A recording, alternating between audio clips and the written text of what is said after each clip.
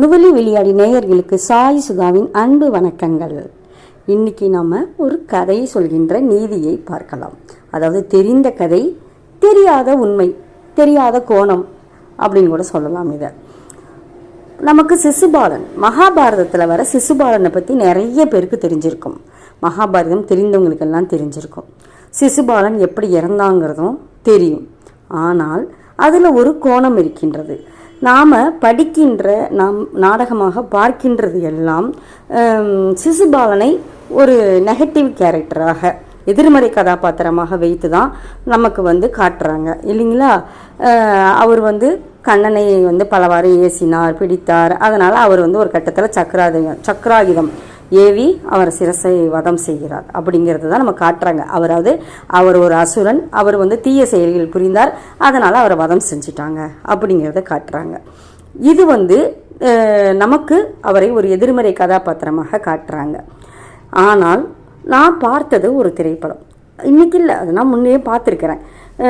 பழைய நடிகர் மனோகர்னு ஒரு நடிகர் இருந்தார் அந்த காலத்தில், எம்ஜிஆர் சிவாஜி காலத்தில். நிறைய பேருக்கு தெரிஞ்சிருக்கலாம். அவர் மேடை நாடகங்கள் போடுவதில் மிக வல்லவர்.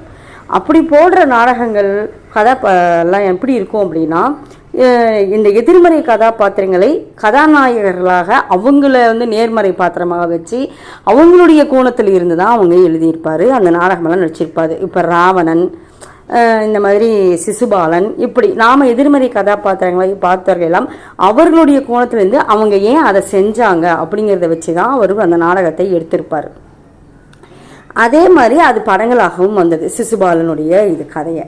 அந்த படத்தில் எப்படி வரும்னா, சிசுபாலன் அதாவது முதல்ல பிறக்கும்போது சிசுபாலன் 3 கண்களும் 4 கைகளும் இருக்குது. அப்போ அசரீதி வருது. யார் தூக்கும் பொழுது இந்த குழந்தையின் 3வது கண்ணும் 2 அதிகபட்சமாக இருக்கின்ற 2 கைகளும் மறையுதோ அவங்களால தான் இவங்களுடைய இறப்பு ஏற்படும் அப்படின்னு சொல்கிறாங்க. அப்போ எல்லோரும் தூக்கி தூக்கி பார்க்கும்போது அதெல்லாம் மறையவே இல்லை. கண்ணன் தூக்கும்போது அதெல்லாம் மறைஞ்சிடுது. அப்போ சிசுபாலனுடைய அம்மா இவங்க கிட்ட வரம் வாங்குறாங்க, நீ எந்த காலத்துலேயும் என் மகனுக்கு எதையும் வதம் செய்யக்கூடாது, எதுவும் செய்யக்கூடாதுன்னு. ஆனால் கண்ணன் அப்பயே என்ன சொல்கிறாருன்னா, அப்படி சொல்ல முடியாது, நான் அவனுடைய 100 பிழைகளை பொறுப்பேன், அதுக்கு மேலே பொறுக்க மாட்டேன் அப்படின்னு சொல்கிறாரு. இது எல்லாருக்குமே தெரியும். 100 பிழைகளை பொறுப்பேன்னு சொன்னது நம்ம எல்லாருக்குமே தெரிஞ்சது தான். அந்த 100 பிழை பொறுத்து 101வது அவர் செய்யும்போது, அதாவது அவதூறு சொற்களால் அவர் ஒரு சபையில் பேசும் பொழுது 101வது சொல்ல ஒரு அவதூறு சொல்லும் பொழுது இவர் வதம் செய்கிறாரு. ஆனால் இந்த மனோகர் அவர்கள் நடித்த படத்தில் சிசுபாலனுடைய புறத்தில் இருந்து அந்த கதாபாத்திரம் வரும் பொழுது அது என்ன வருது அப்படின்னா, சிசுபாலனுக்கு தெரிகின்றது முன்னாடியே நம்ம நம்மளுடைய இறப்பு இப்படிதான் இருக்கும், நம்ம 100 பிழைகளை செஞ்சால்தான் நம்ம கொல்லப்படுவோம் அப்படின்னு. அவருக்கு சிசுபாலனா ஏன் பிறந்தாருங்கிறதுக்கு ஒரு கதை இருக்குது. அது நான் அதெல்லாம் சொன்னோன்னா இன்னும் ரொம்ப பெருசாக இருக்கும். அப்போ அவர் தெரிந்தே சரி நம்ம 100 பிழைகளை செஞ்சால் கண்ணன் கையால் நம்ம செத்துறலாம், நம்ம சீக்கிரமாக அவருடைய திருவடிகளை அடையலாம் சொல்லிட்டு தான் அவர் வேணும்னே அந்த ஒரு சபையை கூட்டுறாரு, அந்த மாதிரி அவதூறாக பேசுகிறாரு. நிம்மதியாக விருப்பத்துடன் அவர் இறைவனடி சேர்க்கிறார் அப்படின்னு கதை வருது. இப்போ இந்த கதை உங்களுக்கு முன்னையே தெரியுங்கிறீங்க, இன்னைக்கு ஏன் அதை பேசுகிறீங்க அப்படின்னு கேட்குறீங்களா? இன்றைக்கி பொதுவாக நம்ம நினச்சி பார்க்குறோம், நல்லவர்கள் வேடமிட்டு பலர்னு சொல்லக்கூடாது, நல்லவர்கள் வேடமிட்டு ஒரு சிலர் நிறைய பேரை ஏமாத்துறாங்க சரிங்களா. அது பொருளை ஏமாற்றலாம், இல்லை வேறு ஏதாவது ஏமாற்றலாம். எப்படியோ தெரியாமல் தவறு செய்வது வேறு, தெரிந்தே செய்கின்ற துரோகங்கள் வேறு, அப்படிலாம் செய்கிறாங்க. இப்போ இதை நான் சிந்திச்சு பார்க்குறேன். இப்போ நாம் என்ன செய்வோம், அது எதிர்மறை கதாபாத்திரமாக நினைக்கிறோம்.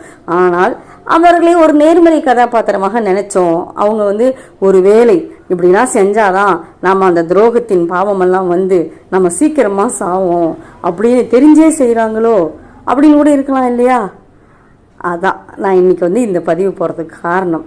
தெரியாமல் தவறு செய்வது வேறு, தெரிந்தே செய்கின்றது துரோகம்னு நாம திட்டுறோம். ஆனால் அந்த துரோகம் ஏன் அவங்க செய்கிறாங்க, அவங்களுடைய பாயிண்ட் ஆஃப் வியூவில் நம்ம பேசணும் இல்லைங்களா.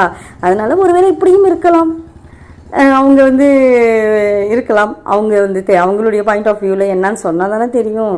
அதுபோல் இன்றைக்கும் நம்ம எதையும் ஒரு பக்கத்தில் இருந்து பேசக்கூடாது, வெளியே இருந்து தெரியறதை வச்சு முடிவெடுக்கக்கூடாது.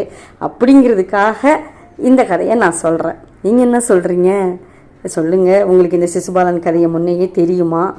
நீங்கள் என்ன நினச்சிருந்தீங்க? நீங்களும் இப்போ இந்த இன்றைக்கும் அன்றைக்கும் நான் ஒப்பிட்டு பார்த்து சொல்கிறது நீங்கள் ஏற்றுக்கிறீங்களா? நீங்கள் என்ன சொல்கிறீங்க அப்படிங்கிறத கொஞ்சம் கமெண்ட் பாக்ஸில் சொல்லுங்கள். நன்றி, வணக்கம்.